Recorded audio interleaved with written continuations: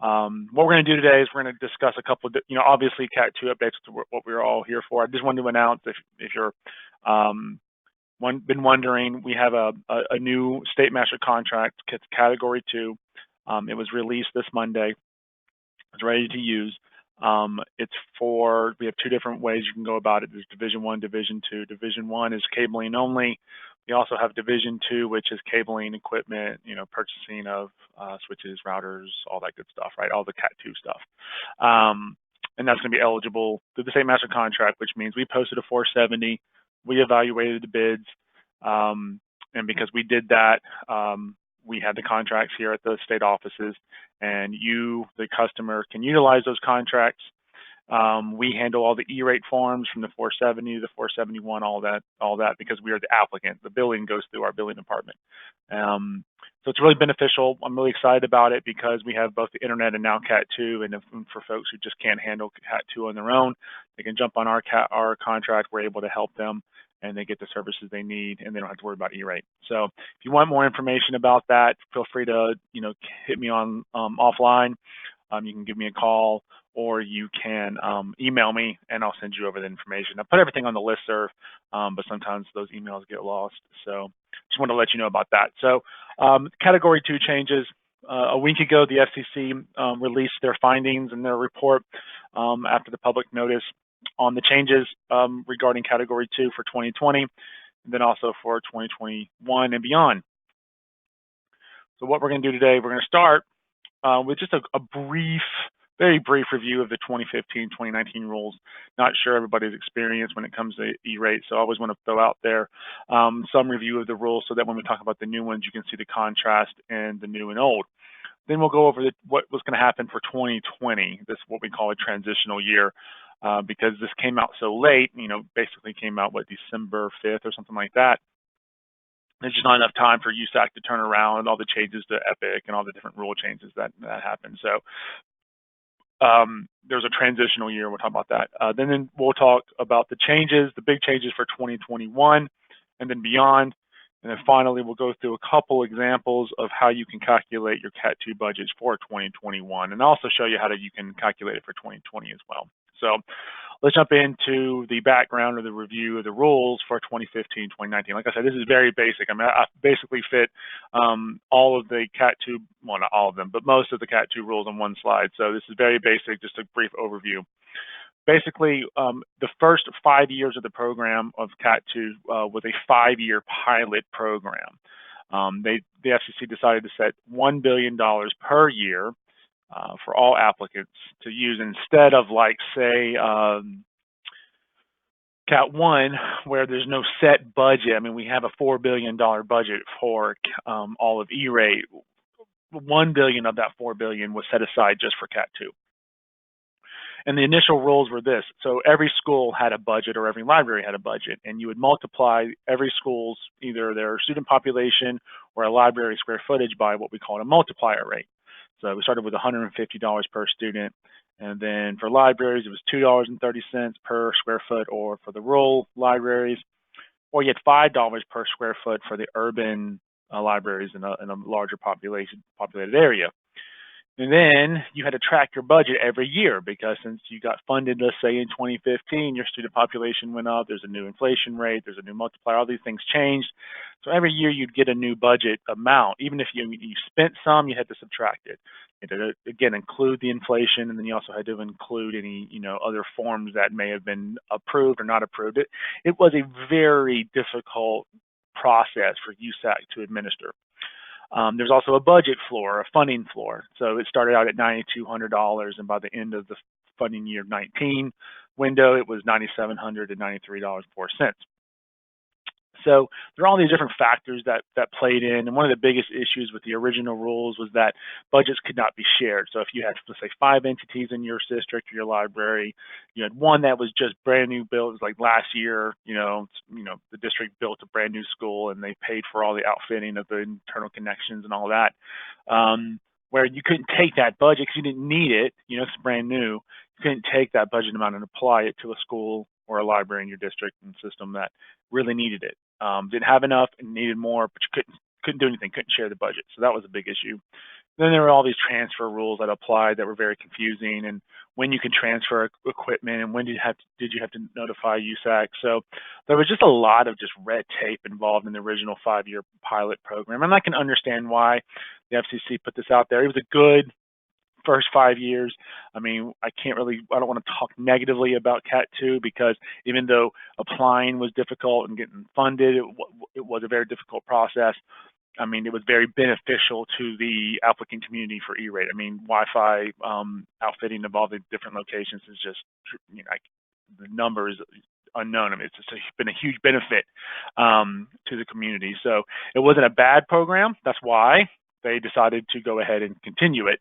But before we can get to like what happens in 2021, we have to deal with this transitional year because, like I just talked about, it just was released a week ago. There's just no way that all these changes can go into effect right away.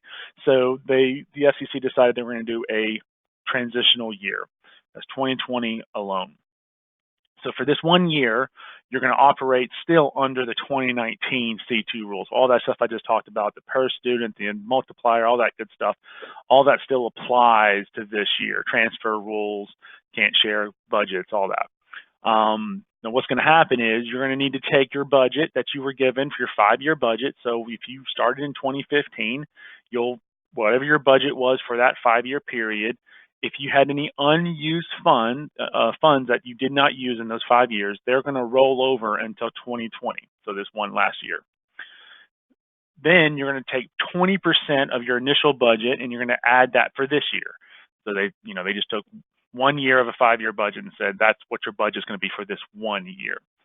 And so what you're going to also get is a new multiplier. And so I'll show you what the inflation rate looks like here. But a basic math equation for you to figure out what your 2020 budget is going to be is one, we have to know the multiplier. And right now we don't know exactly what that multiplier is going to look like because the FCC hasn't released it. It should come out soon. They said in the order, I think they said they had 14 days. Well, that was a week ago. So hopefully by the weekend, tomorrow, or maybe Monday, Tuesday, Wednesday, we should have that information here soon. So you'll know exactly what your per student or per square footage multiplier is going to be. So you're going to multiply that by your school enrollment or your square footage. That's going to give you a number. Then you're going to subtract any used or committed C2 funding from the previous years. That's going to give you a leftover balance per school, and that's going to be your budget. But then you have to apply a 20% additive, or this 20% that you're going to get for this 1 year. So a couple of different ways you can do that. I don't have a true example of like from a school of how to calculate your budget. I did provide here at the very bottom. Again, this is going to be uploaded to our website. Funds for Learning put together a C2 budget tool just for 2020. You can click on that link and it will take you to their website. You type in your information and it'll give you a budget. What I've shown here is on this slide, you see that there's schools and libraries, a different way that they went about calculating their budgets, because each year, you had an inflation rate. So we started with $150 for schools, and by the end, it was all the way up to almost $160 per student. If you factor in what the assumed right now inflation rate of 2.1 for 2020, that would give us about a $163.02 multiplier. But if you include that 20% for 1 year, you'll see about $195.63 per student, or and for you can see at the bottom there, $6.52 for the urban libraries, and almost $3 for your rural. Now I put the asterisk there just because you understand that this is estimated amount. These are not, again, we don't have these multipliers. They'll come out soon. We've asked USAC or the FCC, is the multiplier going to include the 20%? And as far as I know, I haven't gotten an answer on that. So just use these numbers as an estimate right now. If you just really want to get in there and figure out, what your budget's going to be, you can use that little formula I showed in the previous slide. If you're waiting, say, for this year to figure out what you're going to do for Cat 2 moving forward, you were waiting to post a 470, most certainly you can use that number to determine how much you have to spend. Again, I just want to say that it's estimated. We should know more later. Hopefully you've got a 470 in a contract you can use for this year. If not, again, I mentioned we have a contract you could use. But again, use these numbers, just again, estimated, don't go to the bank with them. All right, so that's a transitional year. It's a use it or lose it type year. Nothing's going to roll over until 2021, because in 2021 we all reset to the new rules, starting probably. I mean, they'll announce the rollover. Epic has to be updated, so I'm assuming sometime this time next year, you'll see a new version of Epic, and they'll have a lot of this stuff done. Okay, so the new rules for 2021. The biggest thing is that they have a permanently extended Cat 2 budgets moving forward. No more wondering at the next 5-year cycle, or we're still going to have Cat 2. It's a permanent extension outside of some inaction by the FCC. This thing is permanently extended. For 2021, the second biggest, if not the biggest, change is that we've gone away from that per student, still per student, but per entity budgets. We now have a district-wide, library-wide budget. So this means you can decide where you're going to spend your money. So you have 5 schools, 10 schools, 100 schools, 100 libraries, whatever that number is, you can decide. You just total up your budget, and you can decide where to spend that money. That's a huge benefit to the applicant. It's going to make applying a lot easier. It's going to relieve the burden on USAC for figuring out what your budget is going to be. It's going to be very, very beneficial. I think it's probably the biggest change that was what we really wanted. The other thing is that all the budgets will be reset in 2021. So again, I said there's nothing going to be rollover.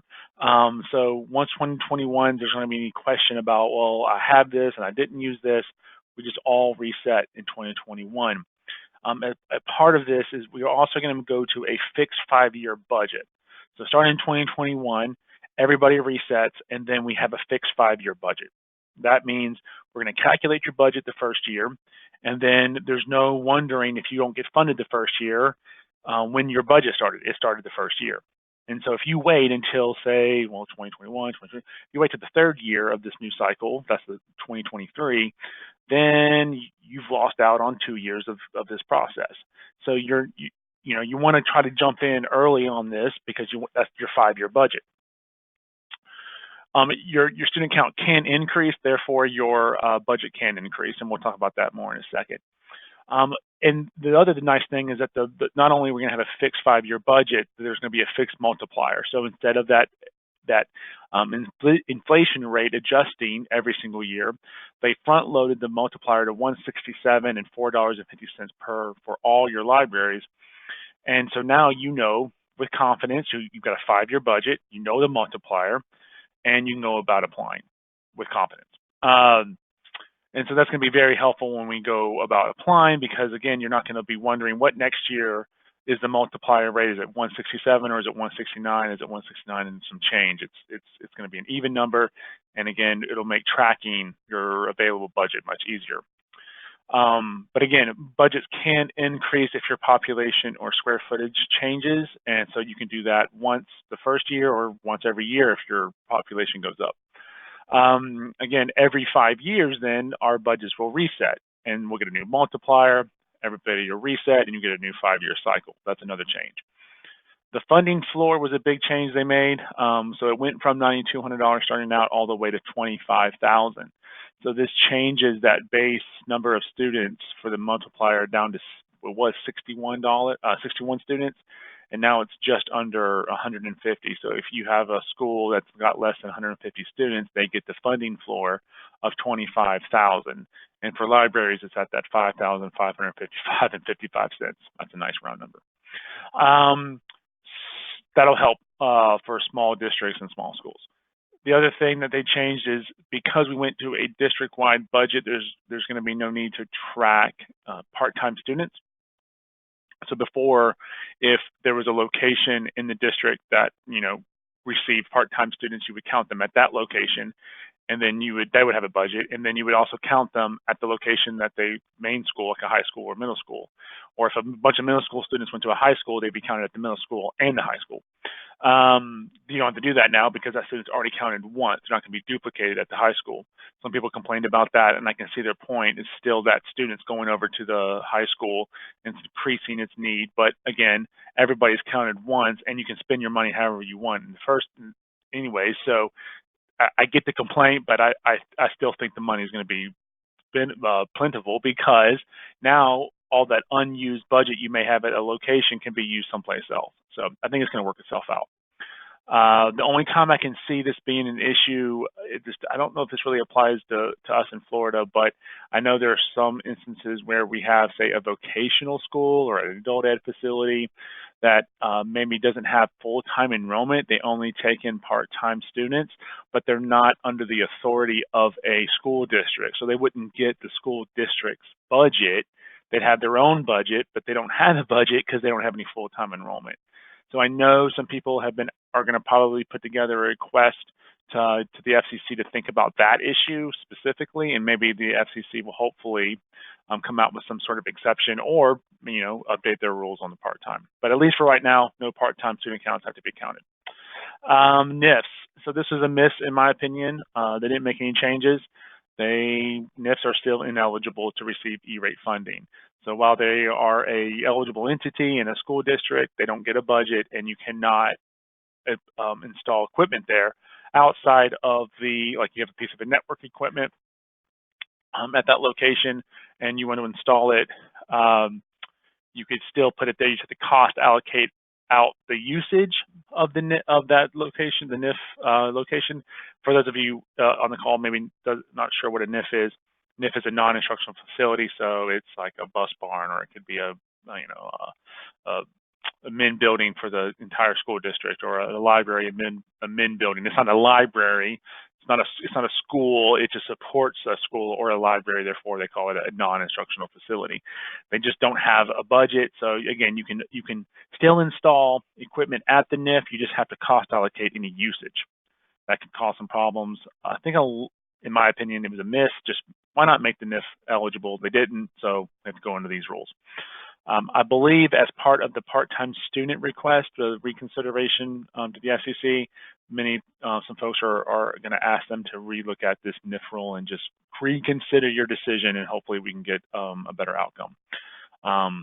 Also, no new services added to the ESL, the eligible services list. I think a lot of folks had asked for DDoS and content filtering and other services. They just said, nope, nothing new. If you read the order at the very end, you can read 2 commissioners had comments at the end, and they were both FCC commissioners. They were both very, at least positive, and at least allowing the idea that they're open to discussing that maybe one day that DDoS, some sort of advanced security, would be eligible for E-rate. And I put all those caveats in the maybe in the discussion because it was in their comments to this order. So I think that's a positive sign moving forward, but who knows when that's going to happen or when those discussions happen. But at least it's on the minds of the commissioners that these attacks, these DDoS attacks, are huge, and they're such a expensive service for districts and libraries that they should be eligible for E-rate. So we just got to get to that point. So at least that was there. And then at the very last thing, the equipment transfer rules have been eliminated. So since you have a district-wide budget, you no longer have to worry about transferring equipment from one entity to the next. You can move it whenever you want. You just need to keep record of that change, and you need to keep it for at least 10 years after you made the change, or 10 years after the last date of the contract, whichever is later. So again, that's just the document retention rules, but at least you don't have to file a Form 500 and let USAC know or request that we can move the equipment. You can just move it and just make note of it. Okay, so those are the changes for 2021 and beyond. Let's get into calculating some budgets. So you actually have 2 different ways. If you're a district or applicant, you can go about figuring out what your budget's going to be. First way is just using your aggregate student count or square footage multiplied by the budget multiplier. So if you have $167 per student, just total up all the students in your district, multiply that by 167, boom, you got a Cat 2 budget. You can also, in some very rare circumstances, you can actually multiply all the schools or libraries in your in your district or system, and then multiply that by the funding floor of 25,000. And whichever of the two numbers is greater, the aggregate or the funding floor aggregate, that's going to determine what your budget's going to be. So I'm going to show you two examples of how that looks. I use Nassau County here. There's 16 locations. None of the schools you can see fell under the funding floor. So I just added up all the total students. That got me around 12,060.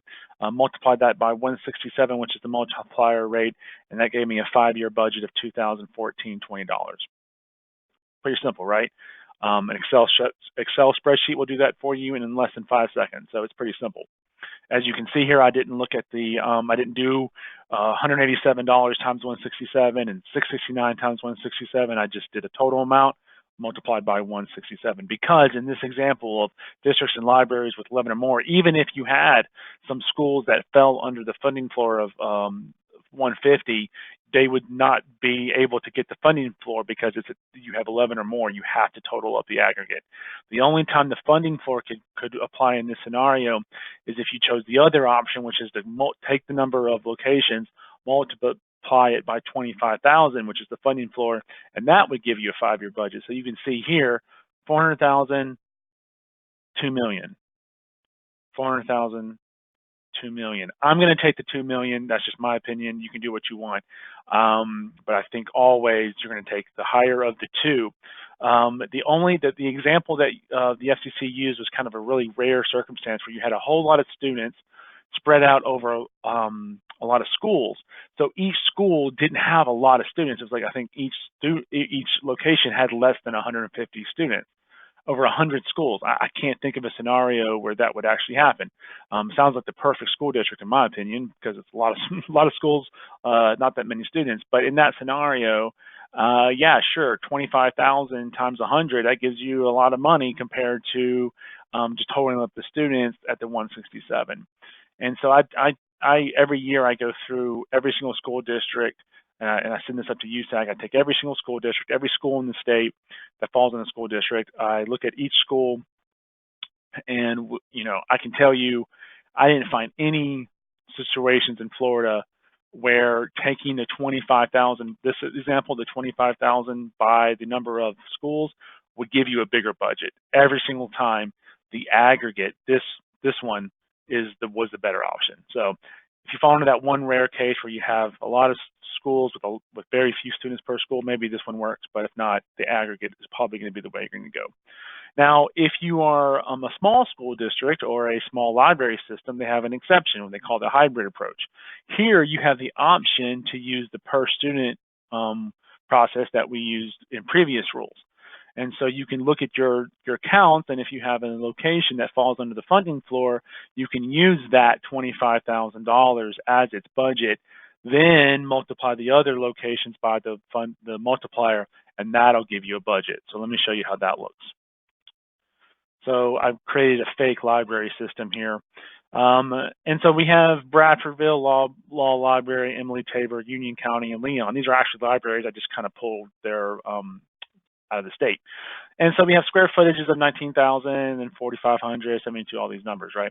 And so I added up their total square footage, multiplied by $4.50, and that gives me a total system-wide budget of $203,000, some change. The hybrid approach, though, allows you to take these two locations, Law Library and Leon Library, apply the budget floor. I put budget, it should be funding floor. And that gives you a $25,000 budget. Well, if you multiply the other ones by the multiplier, now you get a system-wide budget of $209,000 and some change. So that's an additional $6,000 that you just received because you used the hybrid approach and not just the aggregate. So this is the only circumstance that you can do this, when you have a small school district or small library system with 10 or fewer entities. Finally, we have 2 more points and then we're done.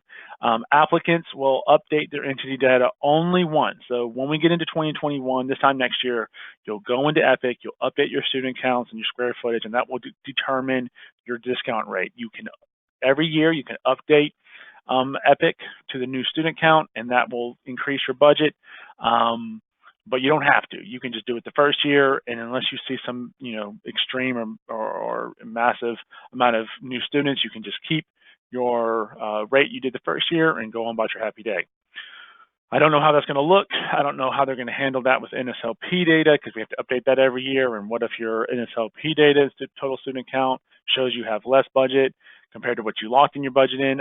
I don't know how that's going to look or what process that's going to be. All I know is that's what the FCC order said, and USAC has to put it into the system. So we'll get our new rules and new processes and all that probably next October, November, something like that. All right, the last point, new building construction. So if you have a location that's being built, you cannot estimate the student count, especially for districts. Libraries, you get the blueprints, you know what the square footage is going to be, so you don't really estimate that. But for school districts, you can't estimate the number of students. What you're going to need to do, because of the system-wide budget, is let's say you have 2 elementary schools that are merging into one. Just take the 2 population of the 2 schools, add them together, and that's the population for the new location. Or if you have a middle school and an elementary school going to one, or a high school and a middle school going to one, or all 3, just take the population of all 3 or all 2, whatever it is, and that's your number for the new school. I would, because the new rules say if you overestimate or you put in numbers that are over, then the next year the new numbers are less. You're going to have to pay back any funds that you overestimated. So I would take those 3 locations, add them together, and then subtract a 1%, 2%, 5% from the total, because that'll underestimate for the first year. Lock it in under that budget amount. And then the next year, update that record. That'll make your student counts go up. Then you'll be able to increase your budget amount, and you'll have an accurate number, and you won't have to repay any overestimated funds. That's how I would do it. You can do it however you want. Independent schools may estimate, but again, you have to repay funds if you've overestimated. So those are the rules. I'm going